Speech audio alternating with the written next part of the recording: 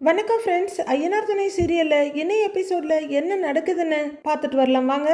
அவங்க வீட்டில் ஒத்துக்கிட்டாங்கன்னு வானதி சந்தோஷத்தில் துள்ளி குதிச்சிட்டு இருக்காங்க. அவங்கவுங்க ஃபோட்டோ எடுத்துட்டு இருக்கதை பார்த்து வயிறு எரியறவங்க பாண்டியை தனியாக கூட்டிட்டு வர்றாங்க. இவங்க சந்தோஷமாக ஃபோட்டோவை காட்டி பேசிக்கிட்டு இருக்க பாண்டியன் எதையும் கண்டுக்காம ரொம்ப அப்செட்டா இருக்காரு. என்ன பாண்டி, ஏன் இப்படி இருக்கிற அப்படின்னு கைய போட்டு இழுக்கிறவங்க, பாண்டி உங்ககிட்ட தானே பேசிட்டு இருக்கிறேன், என்ன நினைப்புல இருக்க நீன்னு மிரட்டுறாங்க. ஆஹா ஒன்னும் இல்ல சொல்லுங்கிறார் அவரு.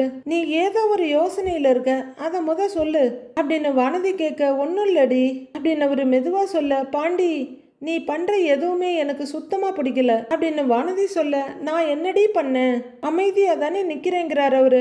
அதுதான் எனக்கு பிரச்சனையே, அமைதியாவும் இருக்க கூடாது, நான் பேசினா குறுக்க பேசவும் கூடாது அப்படிங்கிற மாதிரி பாக்குற வானதி, என் வீட்டுல நம்ம கல்யாணத்துக்கு ஒத்துக்கிட்டாங்கன்னு நான் உங்ககிட்ட வந்து எவ்வளவு சந்தோஷமா சொன்னேன், நீ அதை கேட்டு பயங்கரமா சந்தோஷப்படுவேன்னு மனசு விட்டு பேசுவேன்னு என்னென்னமோ எதிர்பார்த்து நான் வந்தேன். ஆனா நான் சொன்னதை கேட்டு உன் வீட்டு ஆளுங்க சந்தோஷப்பட்ட அளவுக்கு கூட நீ சந்தோஷப்படவே இல்லையே. எனக்கு எவ்வளவு கஷ்டமா இருக்கு தெரியுமா. என் வீட்டை பத்தி உனக்கே தெரியும்ல பாண்டி, உன் பேரை எடுத்தாலே அவங்க எப்படிலாம் பேசுவாங்கன்னு உனக்கு நல்லா தெரியும்ல. இப்ப அவங்களே மனசு மாறி நம்ம கல்யாணத்துக்கு ஓகே சொல்லியிருக்காங்க. எனக்கு வாழ்க்கையில இருந்த பெரிய பிரச்சனையே சரியாயிட்ட மாதிரி இருக்கு பாண்டி. எப்படியும் நாம கல்யாணம் பண்ணும்போது அம்மா அப்பாவை பகைச்சிக்கிட்டு அப்படி ஒரு உறவே வேணான்னு ஒதுக்கிட்டு தான் கல்யாணம் பண்ணுவோன்னு நினைச்சேன். இப்ப எங்க அம்மா அப்பாவே ஓகே சொல்லிட்டாங்க. அதை நினைச்சு நான் எவ்வளவு சந்தோஷப்பட்டுட்டு இருக்கேன் தெரியுமா. நம்ம கல்யாணத்தை பத்தி நான் அவ்வளோ சந்தோஷப்பட்டுட்டு இருக்கேன். நீ எப்படி முகத்தை வச்சிட்டு இருக்க பாரு அப்படின்னு வானதி புரிஞ்சு தள்ள, உன் சந்தோஷம் எனக்கு புரியுது வானதி, ஆனா அப்படின்னு நிறுத்துறாரு பாண்டி. ஆனா என்ன அப்படின்றாங்க வானதி. அண்ணனே கல்யாணம் பண்ணாம இருக்கும்போது நமக்கு எப்படி கல்யாணங்கிறாரு அவரு. ஐயோ என்ன பாண்டி நீ, உங்க அண்ணனுக்கு என்ன பொண்ணா இல்ல, அதான் பொண்ணு ரெடியா இருக்குல்ல, அப்புறம் என்ன டக்குன்னு உங்க அண்ணன் கல்யாணத்தை முடிக்க வேண்டியது தானே அப்படின்னு வானதி கேட்க, அவங்க இப்பதான் பேசி பழகவே ஆரம்பிச்சிருக்காங்க வானதி, அதுக்குள்ள கல்யாணம் பண்ற அளவுக்கு யோசிப்பாங்களான்னே தெரியல அப்படிங்கிறாரு பாண்டி. பாண்டி நீங்க வெயிட் பண்ணுங்க பாண்டி. அவங்க மெல்ல பேசி பழகி ரெண்டு பேரும் ஆளுக்கு ஒரு லாங்குவேஜை முழுசா கத்து முடிக்கட்டும், ஸ்ட்ரைட்டா 60ஆம் கல்யாணமே பண்ணிடலாம். பாண்டி இப்படி யோசிச்சுட்டு இருக்க, அது நம்ம பிரச்சனையா. நீ என்ன சொன்ன, ஒருவேளை உங்க அண்ணனுக்கு முன்னாடி நீ கல்யாணம் பண்ணிக்கிட்டா அவருக்கு பொண்ணு கிடைக்கிறதுல பிரச்சனை இருக்குன்னு சொன்ன, அதனால நாம கொஞ்சம் வெயிட் பண்ணலான்னு சொன்ன. நீ அப்படி சொல்லும் போது நான் கேட்டுக்கிட்டேன்ல. இப்ப அவருக்கு பொண்ணு ரெடியா இருக்கு, லவ் மேரேஜ் வேற, அரேஞ்ச்டு மேரேஜ்னா கூட கொஞ்சம் யோசிக்கலாம். இனிமே என்ன பிரச்சனை சொல்லு. அவரு ஸ்லோவா லவ் பண்ணட்டும், அந்த பொண்ணோட மொழியையும் உன் அண்ணன் கத்துக்கட்டும், பொறுமையா கல்யாணம் பண்ணட்டும் அப்படின்னு நான் சொன்னதையே வானதியும் சொல்றாங்க. அதெல்லாம் அவங்க பிரச்சனை பாண்டி, நம்ம ரூட் கிளியர் ஆயிடுச்சுல. இனிமே யாருக்காகவும் நம்ம கல்யாணத்தை தள்ளி போடணும்னு அவசியம் இல்லையே. எங்க அப்பா அம்மா ஓகே சொல்லிட்டாங்க. அவங்க மனசு மாறுறதுக்குள்ள ஒரு நல்ல நாள் பார்த்து எங்க வீட்டுக்கு வந்து பொண்ணு கேளுங்க. இல்லன்னு வையே, சொந்தக்காரங்க இது சொன்னாங்க அதை சொன்னாங்கன்னு என் அம்மா மனசு மாறினாலும் மாறிடுவாங்க. அவங்க ஓகேன்னு சொல்லும் போதே சிம்பிளா நிச்சயத்தை முடிச்சு கல்யாணத்தையும் பண்ணி முடிச்சிடலாம் அப்படின்னு வானதி சொல்லிக்கிட்டே போக, கல்யாணமா அப்படின்னு அதிர்ச்சியோட கேக்குறாரு பாண்டி. என்ன பாண்டி ஷாக் ஆகுற அப்படின்னு வானதி ஷாக் ஆகுறாங்க. கல்யாணம்லாம் எப்படி வானதி அப்படின்னு அவர் தங்கிட்டே கேட்க, என்ன எப்படி வானதி, நாம கல்யாணம் பண்ணிக்கணும்ல, அந்த எண்ணம் உனக்கு இருக்கா இல்லையாங்கிறாங்க வானதி. அதெல்லாம் இருக்கு வானதி, ஆனா உடனே கல்யாணம்னா எப்படி பண்ண முடியும், உங்க வீட்டுல மனசு மாறிடுவாங்கன்னு பயந்தெல்லாம் கல்யாணம் பண்ண முடியுமா, என் நிலைமைய பத்தி யோசிக்கணும் இல்லைங்கிறாரு பாண்டி. இன்னும் என்ன நிலைமை உன் நிலைமை, உங்க அண்ணனுக்கும் பொண்ணு ரெடியா இருக்கு, அவர் நினைச்சா எப்ப வேணும்னாலும் கல்யாணம் பண்ணிக்கலாம், தள்ளி போடுறது அவங்க தான், அதுக்காக நாம கல்யாணம் பண்ணாம இருக்க முடியுமா என்ன. இங்க பாரு பாண்டி, ஒரு அளவுக்கு தான் வெயிட் பண்ண முடியும், என் வீட்லயும் பிரச்சனை இருக்குல்ல அப்படின்னு வானதி கொஞ்சம் நியாயமா தான் பேசுறாங்க. என் வீட்லயும் பிரச்சனை இருக்குல்ல வானதி அப்படின்னு பாண்டி சொல்ல, உன் வீட்டுல என்ன பிரச்சனைன்னு கேக்குறாங்க அவங்க. பாண்டி அமைதியா நிக்க, சொல்லு என்ன பிரச்சனைன்னு கேக்குறாங்க வானதியும்.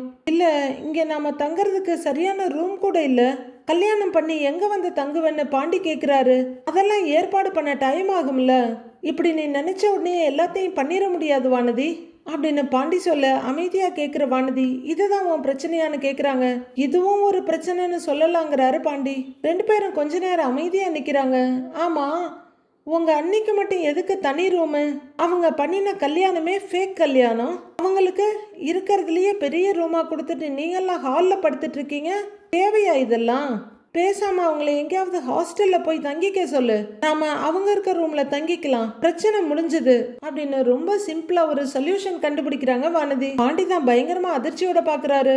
என்ன பாண்டி நீ இப்படி பாக்குற, நான் கரெக்டா தானே சொல்றேன் அப்படின்னு வானதி சொல்ல, சில சமயம் நீ பேசுறது எனக்கு ரொம்ப பயமா இருக்கு வானதி அப்படின்னு பாண்டி மனசுல இருந்து ஒரு துளிய சொல்லிட, நீ பயப்படுற அளவுக்கு நான் அப்படி ஒண்ணுமே சொல்லலையே, நமக்கு தங்கறதுக்கு ஒரு ரூம் கூட இல்லைன்னு சொன்னேன், கரெக்ட் தானே? கல்யாணம் ஆகி வந்ததுக்கு அப்புறம் நாம என்ன ஹால்லையா படுப்போம்? கண்டிப்பா நமக்குன்னு ஒரு ரூம் வேணும்ல. வீட்டுல இருக்கிறதே 2 ரூமு, அதுல ஒரு ரூம் தான் உருப்படியா இருக்குன்னு நீயே சொல்லியிருக்க. அந்த ரூம்லயும் உன் அண்ணி இருக்காங்க, அட்லீஸ்ட் அவங்க சோழன் ப்ரோ கூட சேர்ந்து இருந்தா கூட பரவாயில்ல. வீட்டையே அவங்க ஹாஸ்டல் ரூம் மாதிரி தான் யூஸ் பண்றாங்க, அதுக்கு ஹாஸ்டல்லையே போய் தங்கிக்கலாம்ல அப்படின்னு வானதி கேட்க, பாண்டி எதுவும் சொல்லாம அப்படியே அதிர்ச்சியின் தகிப்புமா முழிச்சிட்டு முறைச்சிட்டு நிக்கிறாரு. சரிப்பா, நான் அவங்கள பத்தி ஒரு வார்த்தை கூட பேசல, காலம் ஃபுல்லா அவங்க இங்கேயே இருக்கட்டும், நீ வா நம்ம தனி குடித்தனம் போயிடலாம் அப்படின்னு வானதி சொல்ல, தனி குடித்தனமா அப்படின்னு அதுக்கும் ஒரு அதிர்ச்சி ரியாக்ஷனை காட்டுறாரு பாண்டி.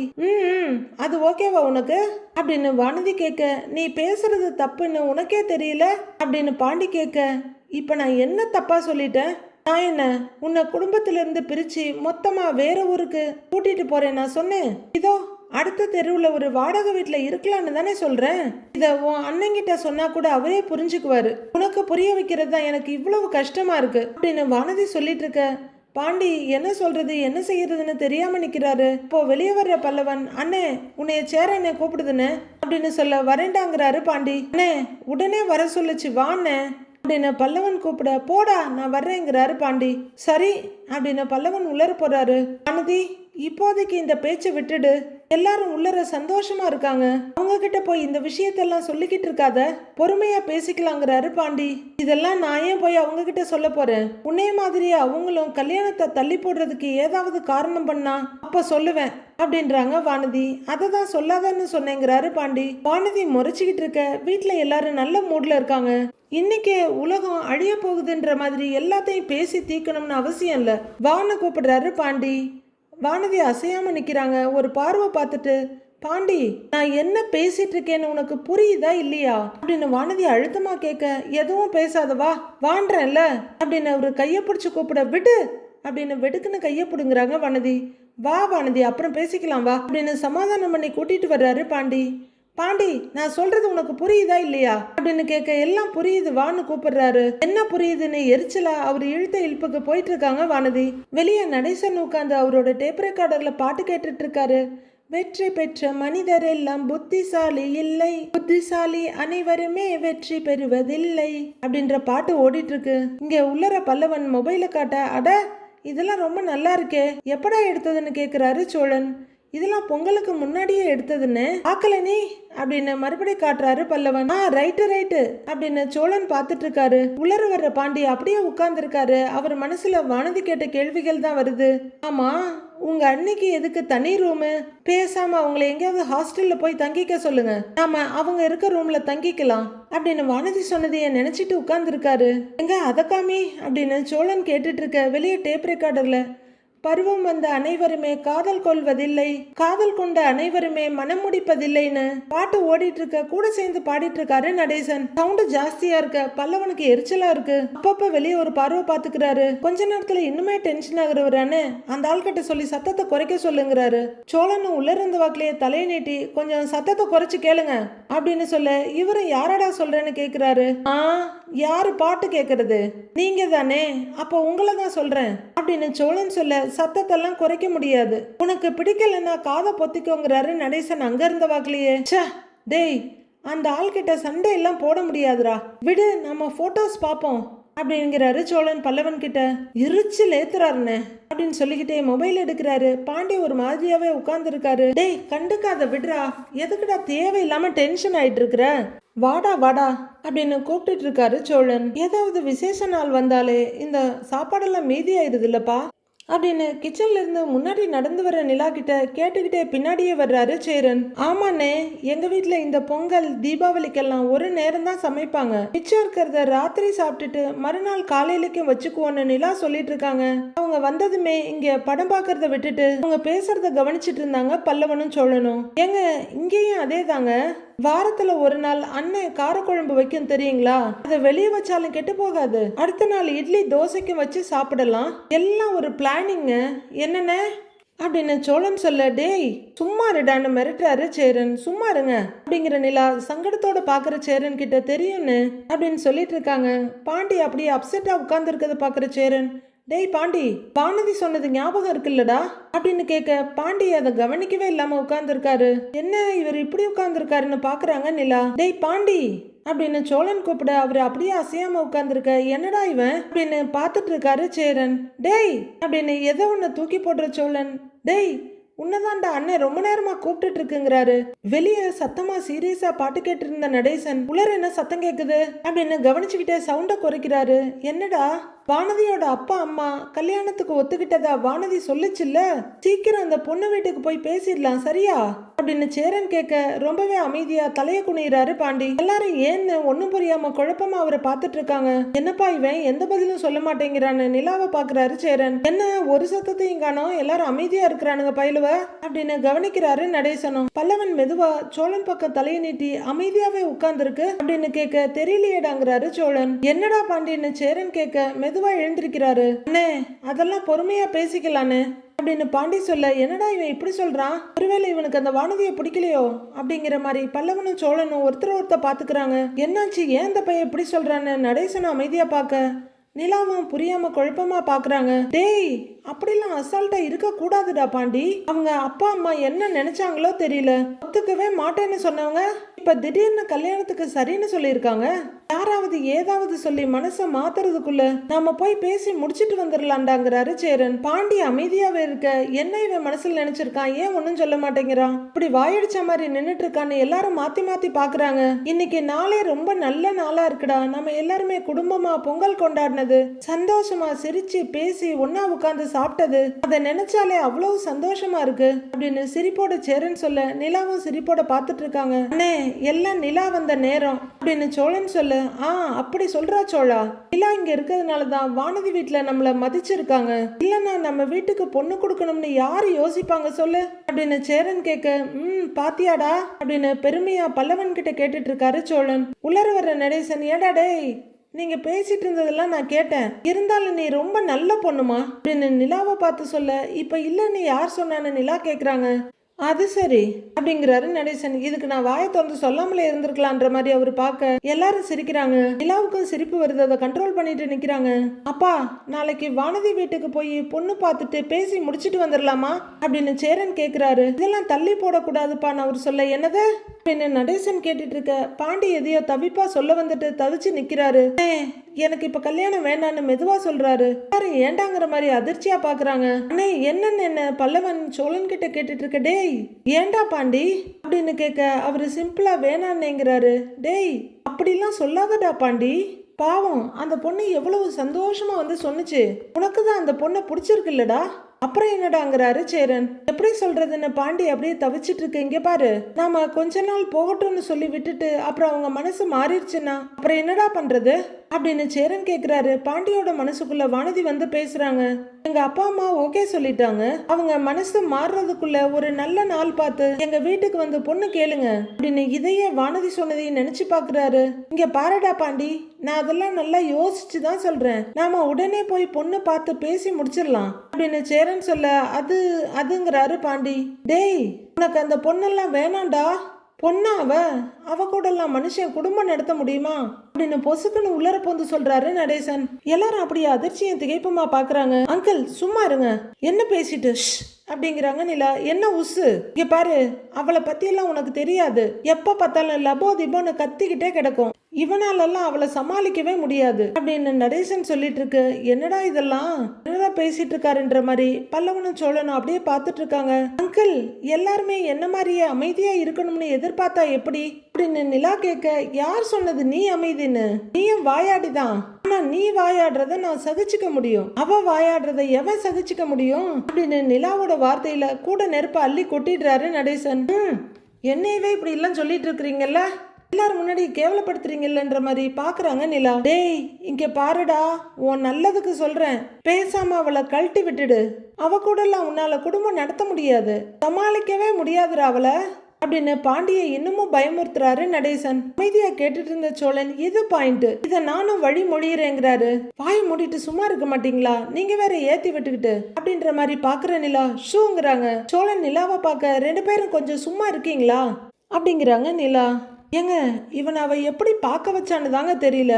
என்ன விட்டா உன்னை ஒருத்தையும் திரும்பி பார்க்க மாட்டான்னு இவனை நம்ப வச்சு லாக் பண்ணிருப்பாங்கிறாரு சோழன். அமைதியா இருங்கன்னு சொல்றேன்ல, சும்மா இருங்க சோழன்கிறாங்க நிலா. நான் இப்ப என்னங்க தப்பா சொன்னேன் அப்படின்னு சோழன் அடங்காம கேட்க, டேய் சோழா சும்மா இருடாங்கிறாரு சேரனும். நீ சொல்றதை கேட்டு அவன் அமைதியா இருக்கான்றதுக்காக நீ என்ன வேணாலும் சொல்லுவியா அப்படிங்கிற சேரன், இங்க பாரு பாண்டி, இந்த விஷயத்த தள்ளிலாம் போடக்கூடாதுடா, நாளைக்கு சாயந்தரமே போய் பொண்ணு பார்த்து பேசிட்டு வந்துருவோம் அப்படின்னு சேரன் சொல்ல, அதுன்னு அப்படியே தடுமாறிட்டே நிக்கிறாரு பாண்டி. நிலா, நாளைக்கு உனக்கு வேலை எப்பப்பா முடியும்னு சேரன் கேட்க, நீங்க சொல்லுங்கன்னு, எந்த டைமா இருந்தாலும் ஓகே தான், பொங்கல் டைம் தானே, அதனால வந்துருவேங்கிறாங்க நிலா. சரிப்பா, பல்லவனுக்கும் லீவு தான், நாளைக்கு எந்த டைம் வரலான்னு கேட்டுக்கிட்டு நாம போய் பேசிட்டு வந்துருவோம் அப்படின்னு சேரன் சொல்லிட்டு இருக்க. ஐயோ, என்னை குழியில தள்ளுறதுக்கு இவ்வளோ கூட்டமா சேர்ந்து முயற்சி பண்றீங்களான்ற மாதிரி பாக்குறாரு பாண்டி. எனக்கு ஓகேடா, உனக்குன்னு சோழன் பல்லவனை பார்க்க எனக்கும் ஓகே தானேன்னு பாக்குறாரு அவரு. நடேசன், நம்ம இவ்வளோ சொல்லி கேக்குதுங்களா அந்த பைய பிள்ளைங்கன்னு எல்லாரையும் மாறி மாறி பாக்குறாரு. சோழா, நீயும் நாளைக்கு சீக்கிரம் வந்துரு என்ன அப்படின்னு சேரன் சொல்ல, ஏண்டா நான் சொன்ன எவனும் கேட்க மாட்டீங்கல்ல, ரொம்ப நாள் கழிச்சு இப்பதான் இந்த வீட்டுல நிம்மதி வந்திருக்கு, அதை நீங்களே கெடுத்துக்கிடாதீங்க, அவ்வளவுதான் சொல்லுவேன் அப்படிங்கிற நடேசன். நான் சொல்ல வேண்டியதை சொல்லிட்டேன், நீங்க கேட்டா கேளுங்க, கேட்காட்டி போங்கடா, எனக்கு நீ என்னோட உலகம் இருக்கு, என்னோட பேலஸ் இருக்கு, கட்டில் இருக்கு, கையில டேப் ரெக்கார்டர் இருக்கு, குடிக்க குவார்டர் இருக்கு அப்படின்ற மாதிரி அங்கிருந்து போயிடுறாரு. இந்த விஷயத்துல மட்டும் இவர் பாயிண்டா பேசுறாரு இல்லடா அப்படின்னு சோழன் சொல்ல, நீ அடங்கவே மாட்டியாடாங்கிற மாதிரி சேரணும். ஏன் சோழன், உங்களால வாயை மூடிட்டு ஒரு நிமிஷம் கூட சும்மா இருக்க முடியாதா அப்படின்ற மாதிரி நிலாவும் முறைச்சிட்டு இருக்காங்க. அவரு அமைதியா உட்கார்ந்துருக்க சோழன் நிலா கூப்பிட, பேசலங்க, நான் பேசவே இல்லை அப்படின்னு மொபைல் பக்கம் திரும்பிக்கிறாரு. பாண்டி முகத்துல பயங்கரமான வருத்தம் மட்டும்தான் இருக்கு. நிலா ஆபீஸ்ல வேலை பார்த்துட்டு இருக்காங்க. அப்போ அந்த ஏரியாவுக்கு வர்ற ராகவ், நிலா கொஞ்சம் கேபினுக்கு வாங்கன்னு கூப்பிடுறாரு. நிலா திடுக்குன்னு பாக்குறாங்க, இவன் எதுக்கு கூப்பிடுறான்ற மாதிரி அவங்க பாக்க, அதானே இவர் எதுக்கு இவங்களை கூப்பிடணும், அதுவும் வேற எதுவும் பேசாம கேபினுக்கு வாங்கன்னு சிம்பிளா சொல்லிட்டு போறாப்ல அப்படின்ற மாதிரி திவ்யாவும் பாக்குறாங்க. நிலா சலிப்போட திரும்ப, இப்ப என்ன பிரச்சனை நிலான்னு திவ்யா கேக்குறாங்க. நான் போய் பேசிட்டு வரேன் அப்படின்னு நிலா சொல்ல, சரின்னு தலையாடுறாங்க திவ்யா. நிலா ராகவோட கேபினுக்கு வர, ராகவ் சேர்ல உட்காராம டேபிள்ல உட்கார்ந்துகிட்டு சப்போர்ட்டுக்கு சேரை பிடிச்சிட்டு இருக்காரு. ஒரு முகத்தை பார்த்தாவே தெரியுது அவரு பயங்கர கடுப்புல இருக்காருன்னு. உள்ளர வர்ற நிலா, ராகவ் என்னாச்சுன்னு கேக்குறாங்க. என்ன நினைச்சிட்டு இருக்கீங்க நீங்க உங்க மனசுல அப்படின்னு ராகவ் கேட்க, புரியல ராகவ்ங்கிறாங்க நிலா. புரியாது, உங்களுக்கு எதுவுமே புரியாதுல்ல, இல்ல நான் என்ன அப்படி தப்பா கேட்டுட்டேன்னு நீங்க அந்த பேச்சு பேசுனீங்க, இன்ஃபேக்ட் நான் உங்களை ஒரு வார்த்தை கூட தப்பா பேசலையே அப்படின்னு ராகவ் கோவமா சொல்ல, நான் என்ன பேசுனேன்னு நிலா புரியாம கேக்குறாங்க. எனக்கு புரியலன்னு அவங்க சொல்ல, நேத்து நீங்க எனக்கு மெசேஜ் பண்ணல, என்ன கண்டபடி திட்டி நீங்க மெசேஜ் போடல, ஏங்க உங்க மேல இருக்க ஒரு அக்கறையில தாங்க நான் அப்படி பேசுனேன், இன்ஃபேக்ட் நான் ஒரு வார்த்தை கூட தப்பா பேசலையே, உங்க மேல இருக்க அன்புல ஒரு பொங்கல் வாழ்த்து அனுப்புனேன், அதுக்கு இப்படிதான் ரிப்ளை பண்ணுவீங்களா அப்படின்னு ராகவ் கேட்டுக்கிட்டே போக நிலா குழப்பத்தோட பாக்குறாங்க.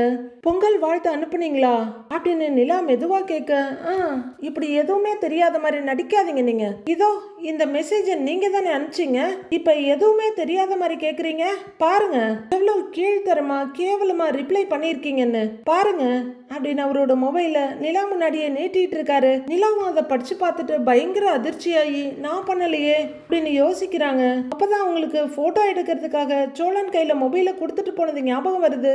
ஓ, இது சோழன் பார்த்த வேலையா தான் இருக்கும் அப்படின்னு அவங்க யோசிச்சுட்டு இருக்க, என்ன அமைதியா இருக்கீங்க, இந்த மாதிரி மெசேஜ் அனுப்புனதையே மறந்துட்டேன்னு சொல்ல போறீங்களா, ஏங்க படிச்சவங்க தானே நீங்க, இப்படி தகாத வார்த்தையெல்லாம் யூஸ் பண்ணி எப்படிங்க திட்ட முடியுது உங்களால, அதுவும் நான் உங்க பாஸ், எங்கிட்டயே இப்படி பேசியிருக்கீங்க, இந்த மெசேஜை பார்த்ததுல இருந்து எனக்கு தூக்கமே வரல நிலா அப்படின்னு ராகவ் சொல்லிக்கிட்டே போக நிலா தலை குனிஞ்சு நிக்கிறாங்க. புஸ் புஸ்ன்னு மூச்சு வாங்குறவரு, நாம அப்படியே என்ன தப்பா சொல்லிட்டோம், ஏன் இவங்க இவ்வளவு ஹார்ஷா பேசுறாங்கன்னு நினைச்சு எனக்கு தூக்கமே வரல, சரி அப்படியே நான் பேசுனது உங்களுக்கு பிடிக்கலன்னா கூட நீங்க என்ன பண்ணி இருக்கணும், அப்படி பேசாதீங்க, எனக்கு பிடிக்கலன்னு நீங்க சொல்லி இருக்கலாம்ல, இல்லையா ரிப்ளை பண்ணாம விட்டுருக்கணும், அது எப்படிங்க இப்படி சீப்பா பேச முடியுது உங்களால அப்படின்னு ராகவ் கேட்டுட்டு இருக்க நிலாவுக்கே ரொம்ப சங்கடமா இருக்கு. சாரி ராகவ் அப்படின்னு அவங்க மெதுவா சொல்ல என்ன சாரிங்கிறாரு ராகவ். நேர்ல தான் இப்படி பாவமா நிக்கிறீங்க, ஆனா மெசேஜ்ல இப்படி கண்டபடி பேசுறீங்க அப்படின்னு ராகவ் நிலாவை திட்டி தீர்த்துட்டு இருக்காரு. நிலா ரொம்ப சங்கடமா தலை குனிஞ்சு நின்னுட்டு இருக்காங்க. நிலா ரொம்பவே சங்கடமா கூனி குறுகி நின்னுட்டு இருக்க. திட்டி முடிச்சுட்டு என் முன்னாடி நிக்காதீங்க நிலா, இங்க இருந்து போயிடுங்க அப்படின்னு அவரு தலையை திருப்பிக்க நிலா சங்கடமா ஏதோ சொல்ல வர்றாங்க. போங்க நிலா போங்கன்னு ராகவ் கத்த. நிலா ரொம்பவே சங்கடத்தோட அங்கிருந்து வர இவரு பயங்கர கோவத்தோட தொப்புன்னு சேர்ல உட்கார்றாரு. காலெல்லாம் பின்ன ரொம்ப மெதுவா நடந்து இடத்துக்கு வர்றாங்க நிலா. திவ்யா அவங்கள பரிதாபமா பார்க்க இன்னொரு பொண்ணு பாவமா பாக்குறாங்க. நிலா அமைதியா உட்காந்து ஸ்கிரீனையே பார்த்துட்டு இருக்க. என்னாச்சு நிலா? அவரு கத்துனது இங்க வரைக்கும் கேட்டுச்சு, ஏன் உங்களை இப்படி திட்டினாரு அப்படின்னு திவ்யா கேட்க, அதை பத்தி பேச வேண்டாம் அப்படின்னு நிலா சொல்றாங்க.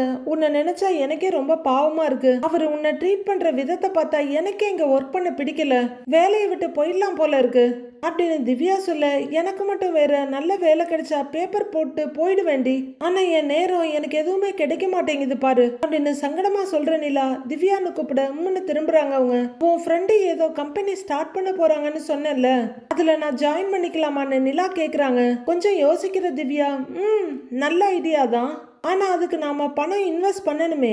அவங்கெல்லாம் பணம் இன்வெஸ்ட் பண்ணி தான் கம்பெனி ஸ்டார்ட் பண்றாங்க, நம்ம கிட்ட அதுக்கான பணம் இல்லையேங்கிறாங்க திவ்யா.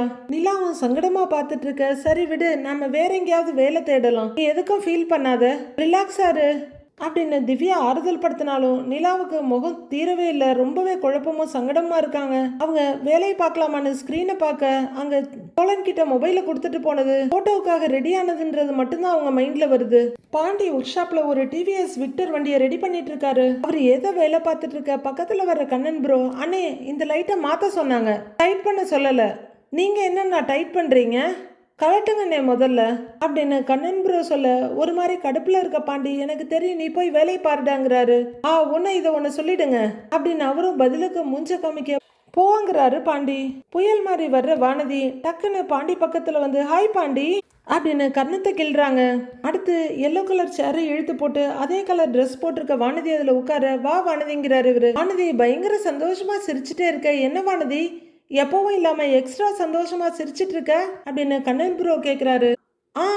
தலையாட்டுற வானதி, பார்த்தா தெரியுதான்னு கேட்க, நல்லா தெரியுது அப்படிங்கிறாரு கண்ணன் ப்ரோ. தெரியட்டும் தெரியட்டும், இன்னைக்கு என் வாழ்க்கையிலேயே ரொம்ப முக்கியமான நாள் அப்படின்னு வானதி சொல்ல, ஏன் இன்னைக்கு உன் பிறந்த நாளான்னு கேட்குறாரு கண்ணன் ப்ரோ. அதுக்கு கூட நான் இவ்வளவு சந்தோஷப்பட்டிருக்க மாட்டேன், இது அதை விட முக்கியமான நாளுங்கிறாங்க வானதி. பாண்டி எந்த ஆர்வமும் காட்டாம வண்டியை கழட்டிட்டு இருக்காரு.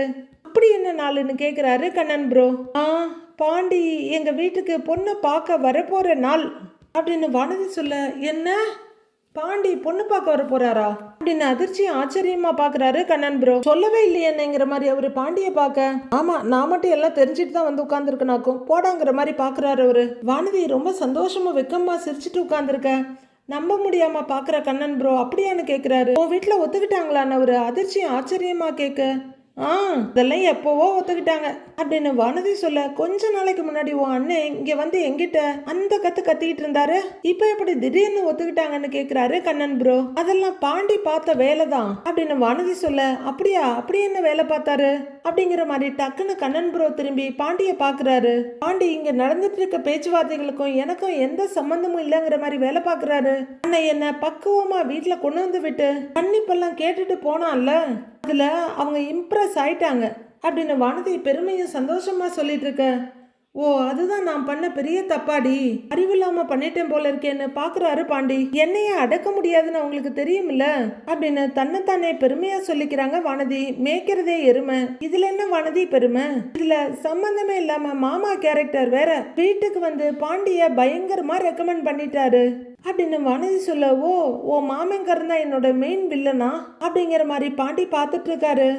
அதான் சட்டுன்னு வீட்டில் பொண்ணு பார்க்க வர சொல்லிட்டாங்க சாரு, குடும்பத்தோட இன்னைக்கு சாயந்தரம் என்ன பொண்ணு பார்க்க வர போறாரு அப்படின்னு வானதி சொல்ல, ரெண்டு பக்கம் மாத்தி மாத்தி பாக்குற கண்ணன் ப்ரோ, அது சரி அப்படின்னு சொல்லிட்டு இருக்க. பாண்டி வேற வழி இல்லாம அப்பப்ப வானதியை முறைச்சிட்டு இருக்காரு. ஒருவேளை பொண்ணு பார்த்து பிடிக்கலன்னு சொன்னா என்ன பண்ணுவேன்னு கண்ணன் ப்ரோ பெரிய சந்தேகத்தை கேட்கிறாரு. உடனே வானதிக்கு யோசனை வந்தது. ஓ என்ன பாண்டி அப்படிலாம் சொல்லுவியான்னு கேக்குறாங்க. அவன் ஏதோ சொல்றான்னு நீ அதை கேக்குற பாருங்கிறாரு பாண்டி. அது அந்த பயம் இருக்கணும், நீ மட்டும் அப்படி சொன்னேன்னு வையேன் பொண்ணு பார்க்கவே நீ இருக்கவே மாட்ட அப்படின்னு வானதி சொல்ல, என்னடி இப்படிலாம் பேசுறேன்னு கேக்குறாரு பாண்டி. ஆ என்ன? ஆமா, பிடிக்கலன்னு வேற சொல்லுவியா நீ? கொன்றுவேன் உன்னை மிரட்டுறாங்க வானதி. அப்படிலாம் சொல்ல மாட்டேன்னு சரண்டர் ஆகுறாரு பாண்டி. நீ சொல்ல மாட்டேன்னு எனக்கு தெரியும், இருந்தாலும் விளையாட்டுக்கு கூட அப்படி யோசிச்சுட்டாதன்னு சொல்றேன் அப்படின்னு வானதியை மிரட்டலா சொல்ல, ஐயோ இவகிட்ட இருந்து தப்பிக்கிறதுக்கு வழியே இல்லையா அப்படிங்கிற மாதிரி பாக்குறாரு பாண்டி. நாளைய ப்ரோமோவில் பல்லவனும் காயத்ரியும் ரோட்ல நடந்து வந்துட்டு இருக்காங்க. அப்போ டக்குன்னு ஒரு வண்டி வர காயத்ரியோட கையை பிடிச்சி தன்னோட பக்கமா இழுத்துக்கிறாரு பல்லவன். அதே ரோட்ல வேறொரு பக்கத்துல இருந்து மொபைலை பார்த்துக்கிட்டே வர்றாரு சோழன். மொபைலை பார்த்துக்கிட்டே கார் சாவிய ஜாலியா விரல்ல சுத்திக்கிட்டு வர அவரோட காயமா அவரை பார்த்துடுறாங்க. ரொம்பவே கலக்கத்தோட அப்படியே அவங்க நிக்க, கூட நடந்த பல்லவன் என்னாச்சு, ஏன் இவ வரலன்னு காயத்ரியை பாக்குறாரு. அடுத்து காயத்ரியோட பார்வை பக்கம் அவரோட பார்வையும் திரும்ப அங்க சோழன் வந்துட்டு இருக்காரு. அடுத்து என்ன நடக்க போகுதுன்னு நாளைய எபிசோட்ல பார்க்கலாம் ஃப்ரெண்ட்ஸ்.